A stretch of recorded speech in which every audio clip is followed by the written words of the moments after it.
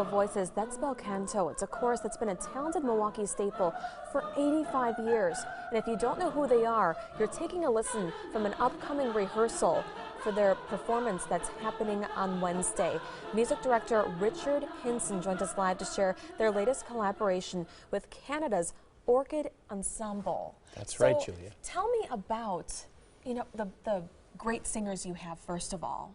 Well, Bel Canto has drawn singers from all around the area. We draw from a 75-mile radius, including as far south as Deerfield, Illinois. People drive up to be a part of the Bel Canto experience. So it's great pleasure to share this music. Travels on the Silk Road. There's an Asian instruments that you use. Can you tell me what is different about this one? Well, Bel Canto has always focused on music of the Western European tradition. And so for the first time, I decided that it was time for us to explore more music from around the world. And the Silk Road really follows all these different Asian and Middle Eastern cultures that have produced extraordinary music that we don't really have as part of our tradition. Although as I did my research, I learned that a lot of our traditions actually were started by when the Ottoman Turks swept across Europe, and we could be speaking Arabic today. However, thanks to the Spanish and the Holy Roman Empire armies, we were saved, and yet they left a lot of their wonderful musical and artistic traditions. Tell me what it's going to be like on Wednesday.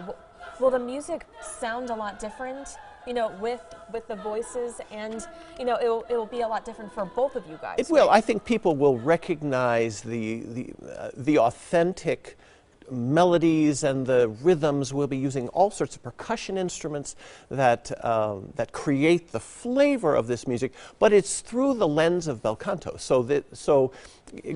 Actually, the Arabic and Asian cultures don't have a strong choral tradition.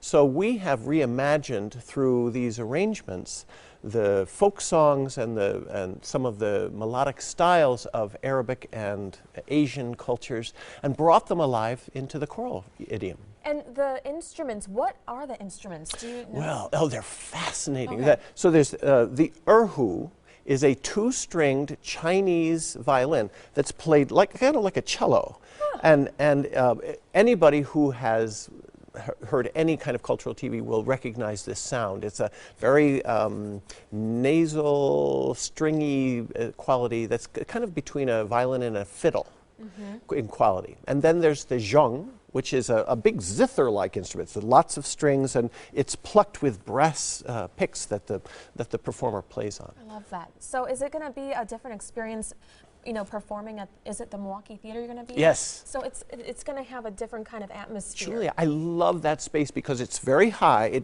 It has a grandeur all its own, and yet it's pretty intimate in terms of the seating and how we can arrange people. We can use different levels.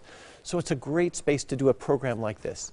Okay, and the event is, you can still get tickets, right? I think so. Okay, people good. should rush out and get them, though. There you go. Travels on the Silk Road with Bel Canto is featuring Orchid Ensemble, happening at the Milwaukee Theater this Wednesday, May 18th at 7:30. Tickets are $32 or under, and it's depending on if you're a student, child, or senior. There's discounts. We have all the information right now in the links section of TMJ4.com.